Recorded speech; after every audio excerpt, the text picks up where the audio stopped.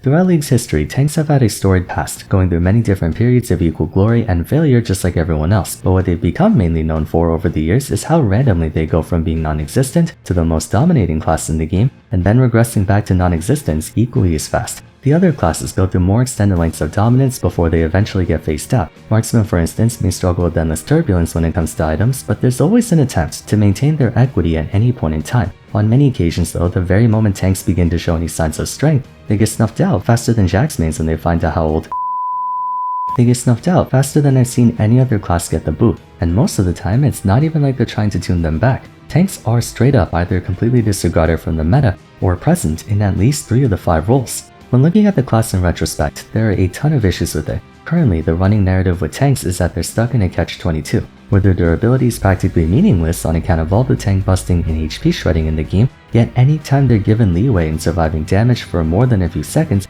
they trample over everyone, which is just as bad if not worse. I've made tons of videos pertaining to Vanguards and Wardens during my tenure, but I have yet to actually make one discussing tank items in particular, which in my opinion has arguably the highest influence on the game's item system at large. So today we'll be going over the problem with tank items in League of Legends. On the subject of tanky items, let's talk about today's sponsor, Rich Wallet.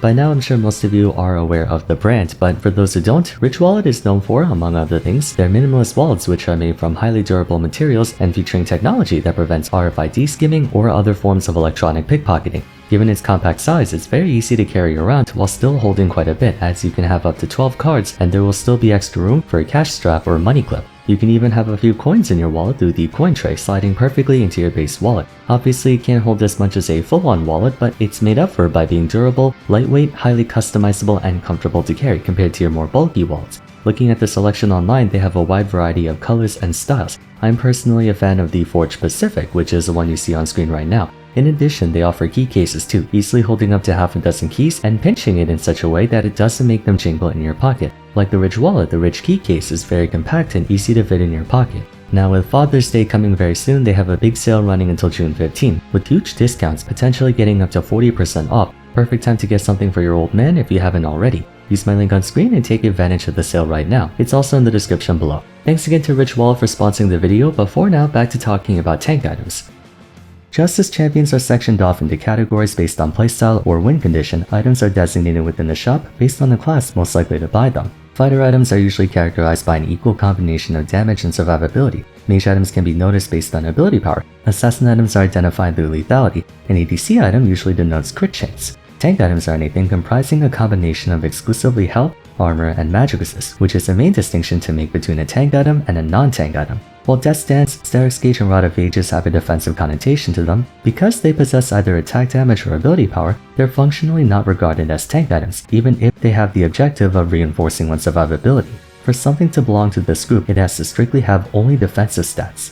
What differentiates tank items from just about every other item category is also the central problem with it. When you think of fighter items, the vast majority of them place emphasis on keeping you in the fight for as long as possible, with the implication that you can outlast your opponent. Looking at Black Cleaver, Sterix, Sundered Sky, Triforce, and Eclipse, what do these items all have in common? They all work best in drawn-out fights. Black Cleaver reaches full strength after the target sustains 5 instances of physical damage, making it relatively backloaded in strength. Sterix gives you tenacity and a massive shield when dropping below half HP, meant to serve as a last-ditch effort to get 1 or 2 more rotations out of your abilities. Sundered Sky, Triforce, and Eclipse are all proc-based items. Naturally, the longer you're in combat for, the more healing, spellblade, and shields you get respectively. There's a shared concept amongst all of them. There are of course nuances in how they go about their objective, but whether you're a fighter, mage, assassin, or marksman, items are geared towards a specific end goal, all of which being to kill your opponent by any means necessary. Tank items, on the other hand, are more ambiguous in this department, oftentimes being unclear as to what the actual goal of their items are.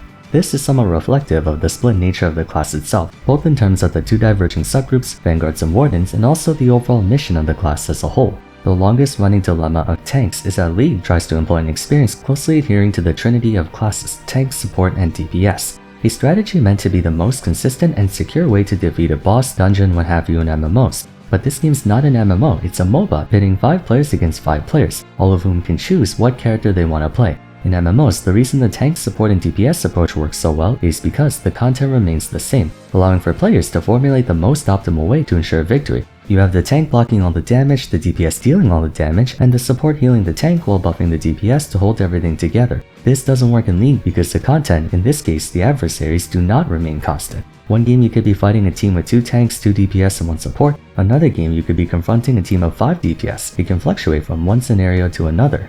Of the 3 classes, I'd argue supports are the most crucial for success on a conceptual level, but in practice, the only class that's actually necessary to win is the damage dealer, since only they can advance the game state. You can have all the tanks in the world and all the healers in the world, but with no damage, you can never clear the boss or dungeon. Same applies to League. For you to advance the game state, you have to deal damage. Supports and tanks can enable the DPS to attack more safely and efficiently, but the DPS is the only class able to make progress at the end of the day. Tanks are the least quote-unquote necessary to achieve victory in League. Supports come next, but most if not all of them can bolster offensive capabilities, making them ever so slightly more valuable. That is why the goal of a tank is unclear. In an ideal world, their only job would be to soak up damage for the team and maybe apply crowd control effects, which is what the class is intended to do by design. But with the game being constructed to allow any player to play any champion, they need to account for the possibility that tanks will have to take matters into their own hands, while simultaneously performing the tasks they're originally meant for. In other words, tank items have to be prepared to do multiple things to the class to make the class playable.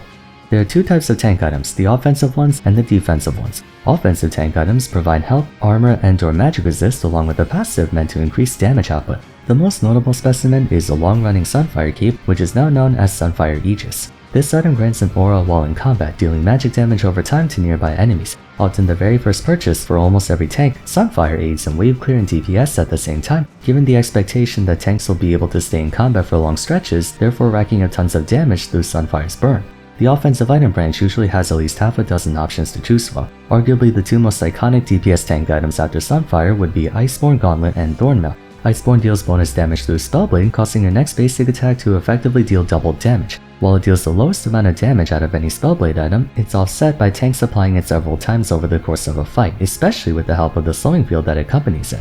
Thornmail deals damage by having any basic attack return a flat amount of damage to the attacker, an ideal purchase against champions that auto-attack, which, if you really think about it, is like 3/4 of the cast. Defensive tank items, as redundant as that sounds, are items that explicitly prioritize bolstering survivability, offering no internal boost to the holder's DPS. That would be Randuin's Omen, Spirit Visage, Chuckshaw, Warmogs, and so on. For tanks with armor, health, or magic resist scaling like Malphite, Tahm Kench, and Galio, these items do increase their damage, but that's a property of the champion, not the items themselves. Incidentally, defensive tank items are purchased less often compared to offensive tank items. Surviving massive amounts of damage could be the reason your team wins the game, but it isn't always. Likewise, crowd controlling enemies could be the reason your team wins the game, but it isn't always. However, killing your opponents is virtually always the reason your team wins the game. The reason you can get towers, objectives, and eventually the Nexus is because your team's alive and their team is dead. By that train of thought, DPS tank items like Sunfire, Thornmail, and whatnot will always contribute to your success, whereas defense tank items may not.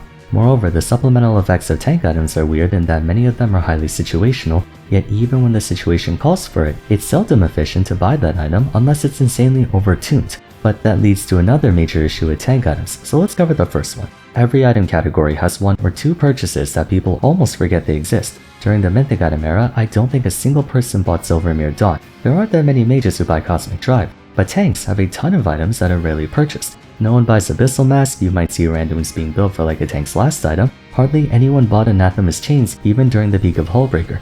Warmogs is also fairly uncommon, although by the time you see this, the Warmogs buff will be here, so maybe that might change. The reason for that is, tank items are a reactive purchase, not a proactive one. When you build a damage item, you build it to achieve something. It doesn't matter who's on the enemy team, you buy the item for you. On paper, tank items are built as a means of responding to something. You buy it not for you, but to deal with someone on the enemy team. Offensive items are always applicable against the enemy team. When a champion builds Ghostblade, they're not thinking of, oh, I'm gonna use this item against just the enemy Caitlyn. No, bitch, you're gonna use this item to murder everyone, not just the Caitlyn. Meanwhile, you build items like Randuin's specifically to deal with something on the enemy team, but it's almost a guarantee that said purchase won't apply to the entire enemy team. Randuin's will only be fully efficient against the enemy Jinx. It won't be that good against non-crit strike champs, and certainly not against AP champs. Same for items like Force of Nature. It gives you a metric ton of magic resist and move speed, but that will only really work against AP champs with continuous damage or tanks with high amounts of crowd control. Tank items are situational not just in terms of their stats, but also their passives. Therefore, they're never efficient at dealing with the entire team.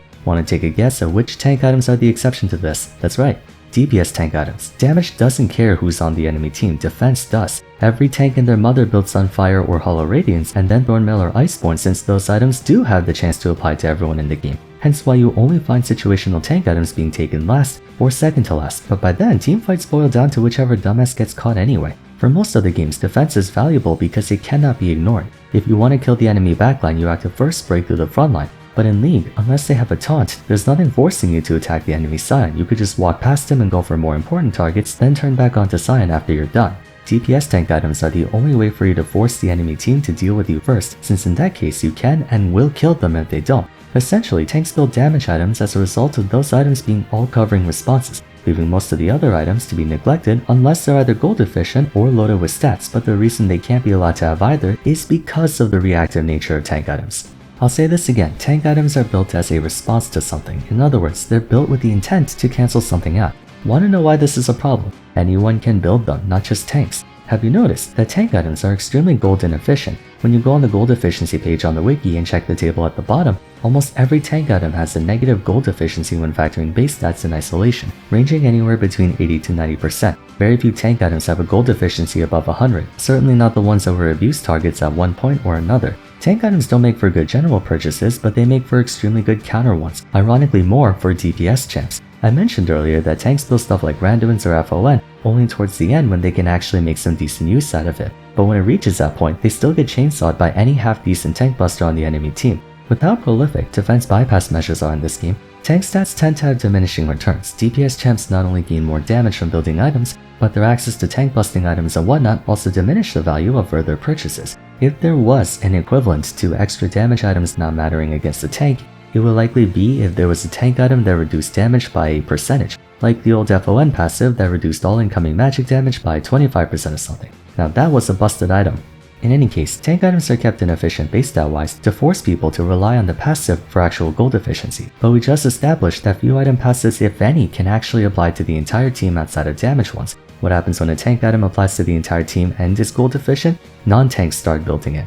You guys remember when Jaxo first came out and you started seeing champs like Akali and Irelia take it? That's because it gave armor, health, magic resist, ability haste, and then gave more armor and magic resist, and then gave even more armor and magic resist that came with an AoE 3% max health drain. This was one of the few tank items in the game that worked against everyone, since unlike its peers where it countered a specific type of damage or had a specific benefit, Jaxo just gave a metric ton of armor and magic resist. One would think that Jaxo is more valuable for tanks who can get more out of that 10%, but like I said, the first and second tank items give the most benefit, whereas the third, fourth, and fifth ones don't give as much. Another reason for this is that tanks need time to kill you, which is why they need defense to survive long enough to get through more rotations. TPS champs only need a few more seconds to wipe you out, making that one random tank item they buy that much more important. Overall, tanks are being screwed by their item system in every which way possible. They can't be all-purpose or else they get abused by non-tank champions. They're not good purchases because they're too situational to ever be fully efficient, and most teams can break past them anyway, but they can't be gold efficient either, otherwise they become too good at shutting down champions early on like how Frozen Heart and Kinda Grukern were this year. With tanks as a class being inherently unnecessary to achieve victory in this game, that leaves them with only one option, to buy DPS tank items like Sunfire, Thornmail, and whatnot. They have no choice but to build damage if they want to exert any substantial pressure, since damage is the only thing that matters in this game. When tanks start doing a lot of damage though, that becomes a considerable problem, since why would you ever play a squishy champion when you can play a tank that deals the same amount of damage while being unkillable? You can see how this is a lose-lose situation for tanks no matter what, right? Can this be fixed? Hard to say. It's a product of years and years of the meta progressing and developing into what it's become today. The only way to break them out of this cycle would be to literally change the mentality of the player base, or to implement a system that forces players to play a certain class. Tanks are obligatory against bosses in MMOs on account of either most of their attacks one-shotting a DPS party, or the boss simply having too much HP for a full DPS team to clear before they get to attack. In League of Legends, you can and often are encouraged to play the kill them before they kill us win con, and it's not like being tanky and being high damage are mutually exclusive. Scores of champions are often both, where they can survive lots of punishment and deal lots of punishment in return. Ultimately, tanks, and by extension their items, are second class in the pecking order, and so whenever they reach a point of dominance, they're immediately shut down just to preserve what little sense of balance the game has left. The only way they can succeed is to attempt to become damage dealers themselves, as evident by them prioritizing items that deal damage or increase offensive pressure rather than exclusively make them more tanky. What do you guys think about tank items? Do you believe I'm being too pessimistic about them, or do you agree with my points? I welcome you to share your thoughts in the comments. For now, if you enjoyed the video, it would be great if you gave it a like and subscribed. Don't forget to follow me on Twitter at Vars, join my Discord server, and check out my other tank discussion videos if you haven't yet. But till next time, thanks so much for watching, and I look forward to seeing you again soon. Take care.